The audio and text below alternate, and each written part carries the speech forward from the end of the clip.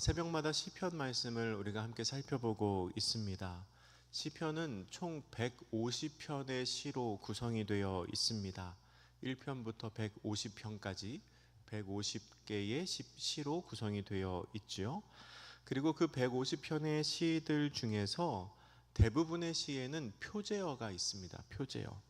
표제어는 보통 이제 1절 위에 작은 글씨로 이 시를 누가 썼는지 혹은 어떤 배경에서 썼는지를 설명해 주는 역할을 하는 짧은 글입니다. 그거를 이제 표제어라고 하는데요. 근데 그 표제어가 없는 시도 있습니다. 표제어가 없는 시가 총 34편이 있습니다. 오늘 우리가 함께 읽은 시편 118편도 그 표제어가 없는 시 중에 하나입니다. 이 시는 왜 표제어가 없지? 내 성경책이 별로 안 좋은 거여서 안 써놨나? 아니요, 다 있는 게 아니고요, 없는 시편도 있습니다. 그리고 오늘 우리가 읽은 시편 118편도 표제어가 없는데, 이 표제어가 없기 때문에 사실 이 시를 누가 썼는지 그리고 어떤 배경에서 쓴 것인지 정확히 알기가 어렵습니다. 사람들이 추측하기로는 다윗이 고난을 겪은 후에 쓴 시라고 설명을 하기도 하고, 또한 이스라엘 민족이 바벨론 포로기 이후에 쓴 시라고 설명을 하기도 하는데, 그냥 여러 가지 추측을 할 뿐입니다. 그런데 한 가지 분명한 사실은 그 일이 어떤 일인지는 모르겠지만 큰 어려움, 큰 사건을 겪은 시인이 그 어려움과 속박에서 벗어난 이후에 하나님을 찬양하는 마음으로 이 시를 기록했다는 것을 우리는 이 시편 118편의 전체 내용을 통해서 알 수 있습니다. 시인은 이 시편 118편을 통해서 고난 중에 있는 사람이 어떤 선택을 해야 하는지, 그리고 하나님께서 고난 중에 있는 성도를 어떻게 도우시는지를 자신의 경험을 통하여 기록하고 또 하나님을 찬양하고 있습니다. 먼저 1절 말씀에서 시인은 하나님께 감사해야 한다고 선포합니다. 우리 오늘 본문의 1절 말씀을 같이 한번 다시 읽겠습니다. 시작. 여호와께 감사하라. 그는 선하시며 그의 인자하심이 영원함이로다. 아멘. 여호와께 감사하라 라고 선포합니다. 여호와께 감사하라 라고 사람들에게 선언하는 것으로 시를 시작합니다. 왜 감사해야 합니까? 하나님께서 선하시고 인자하심이 영원하신 분이시기 때문입니다.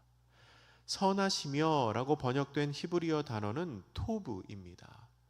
이 토브라는 단어는 단순히 도덕적인 선을 나타내는 것이 아닙니다.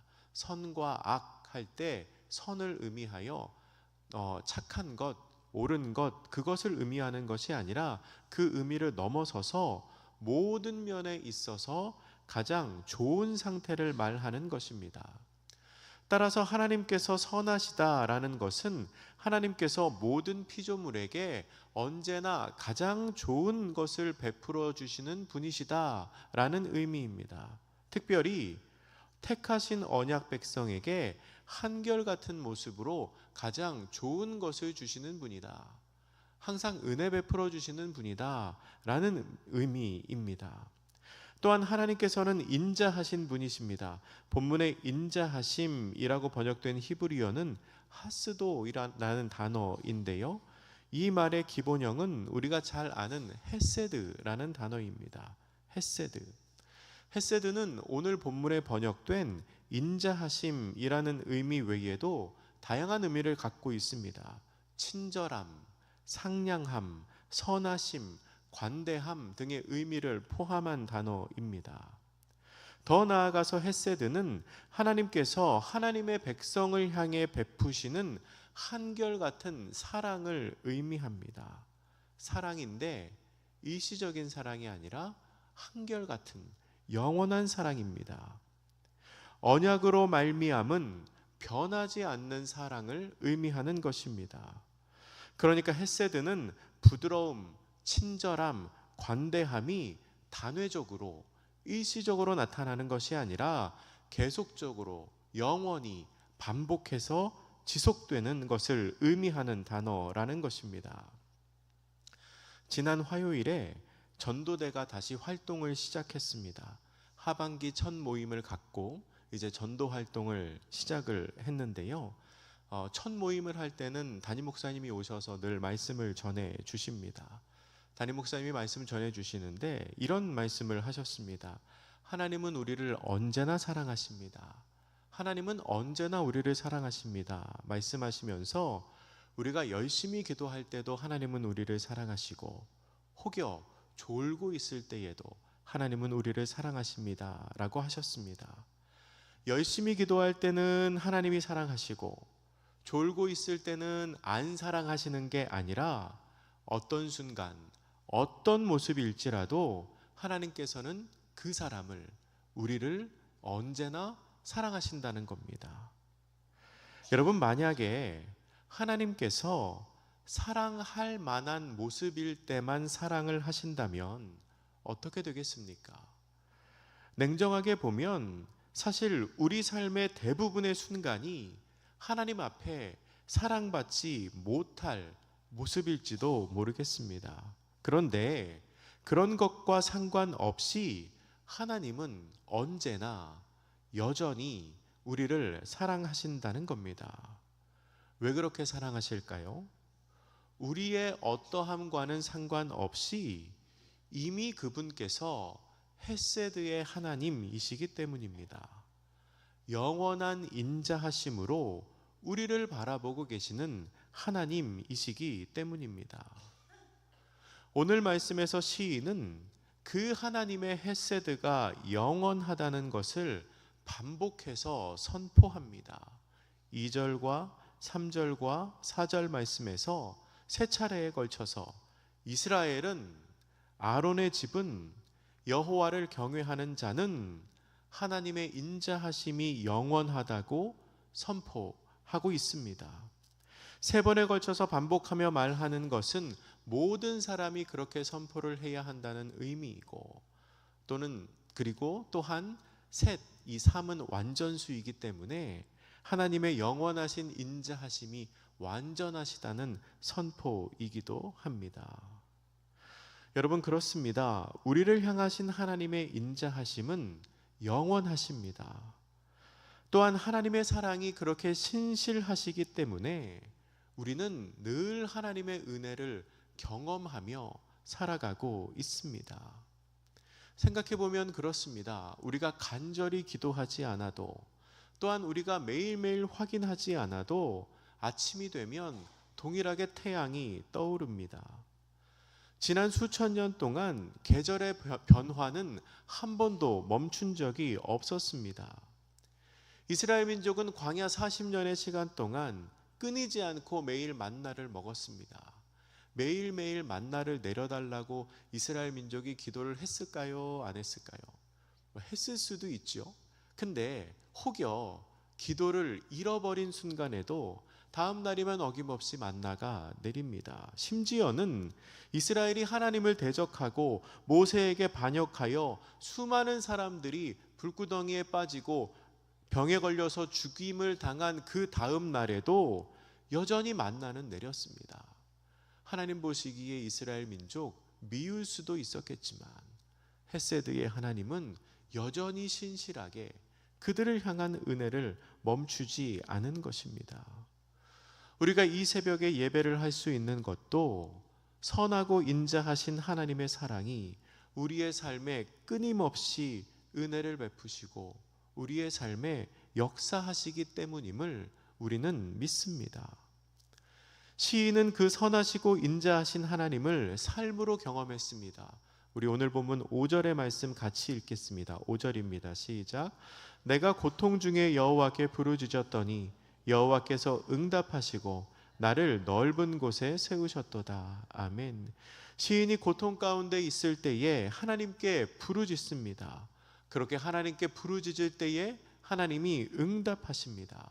하나님의 은혜를 삶으로 경험한 것입니다. 5절의 말씀 중에서 고통이라는 이 히브리어 단어는 몸을 움직일 수조차 없을 정도로 좁은 곳이라는 의미를 갖고 있습니다. 그러니까 꼼짝달싹할 수 없는 상황, 혼자서는 뭘 어떻게 해볼 도리가 전혀 없는, 앞뒤가 꽉 막힌 상황에서 내가 하나님께 부르짖으니 하나님께서 응답하시고 넓은 곳으로 끌어내셨다는 겁니다.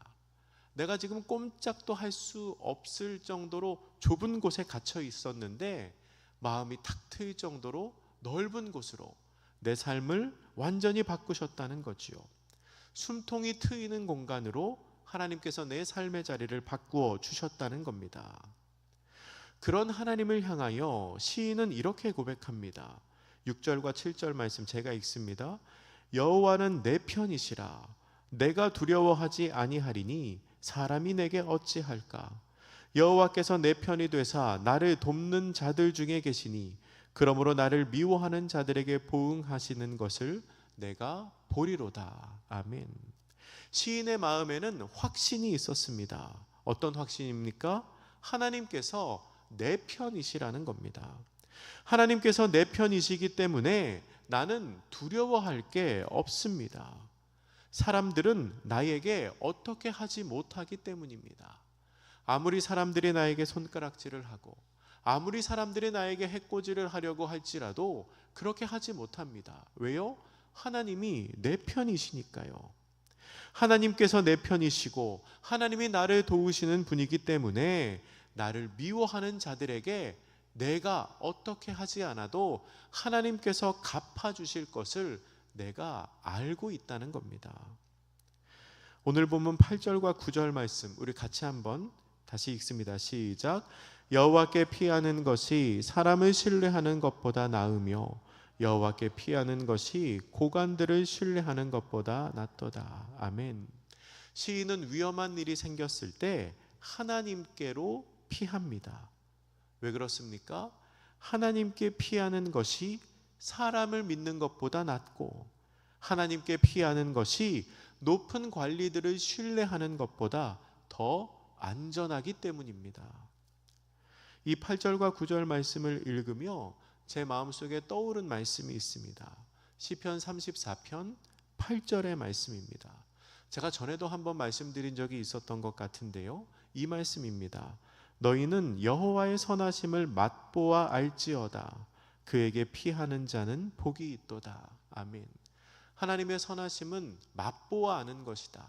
막연하게 아는 것이 아니라 경험적으로 체험적으로 아는 것이다 라는 말씀 드리면서 그에게 피하는 자는 복이 있도다 라는 말씀, 그에게 피하는 자는 복이 있도다. 그냥 들으면 아 그렇구나 할 수 있는 말씀이지만 가만히 생각해 보면 조금 이상한 말씀이다 라고 말씀드렸습니다. 왜냐하면 피한다는 것 자체가 위험을 전제로 하고 있는 말 아닙니까? 위험하지 않으면 피하지도 않겠지요. 내가 살고 있는 이곳, 내가 겪고 있는 상황이 안전하고 편안하다면 피할 일이 없겠지요. 위험하니까 피하는데, 그런데 그런 상황에서도 하나님께 피하는 사람은 복이 있다는 겁니다. 위험하니까 피하는데, 어려움이 있으니까 피하는데, 그 피하는 상황에 하나님께 피하면 복이 있다 고백하는 거지요. 위험이 내게 닥쳐올지라도 그 위험으로 말미암아 내가 하나님께로 가까이 간다면 그 화가 도리어 복이 된다는 겁니다. 오늘 본문은 그렇게 하나님께 피하는 것이 사람을 믿는 것보다 낫고 하나님께 가까이 하는 것은 높은 관리들을 신뢰하는 것보다 더 안전하다고 고백합니다. 여러분, 위험이 있을 때에는 여호와 하나님께 피하는 것이 가장 지혜로운 선택입니다. 말씀을 정리하겠습니다. 시인은 하나님께 감사해야 한다고 선포합니다.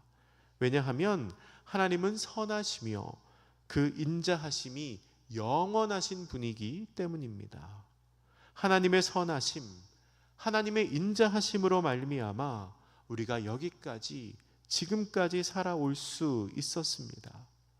꼼짝달싹 할 수 없는 어려움 속에서도 하나님이 우리를 끌어내셨고 의지할 사람이 없는 나를 바라보시며 하나님이 내 편이 되어주셨습니다. 또한 우리가 그 하나님을 기억하며 이 세상 살아가는 동안 사람을 신뢰하는 것이 아니라, 누군가를 의지하는 것이 아니라 하나님을 신뢰하고 하나님께 피할 그때에 하나님께서는 우리에게 끊임없는 은혜와 사랑으로 우리의 삶의 길을 인도하여 주실 것입니다. 그렇게 하나님을 의지하는 지혜로운 성도님들 되시기를 주님의 이름으로 축복합니다. 이제 함께 기도하실 때에 주님, 우리가 하나님의 인자하심을 기억하며 주님 앞에 감사하는 성도들이 되게 하여 주시옵소서. 내 삶에 어려움이 다가올 때에 주님을 기억하는 성도들 되게 하여 주시옵소서. 함께 기도하겠습니다. 사랑이 많으신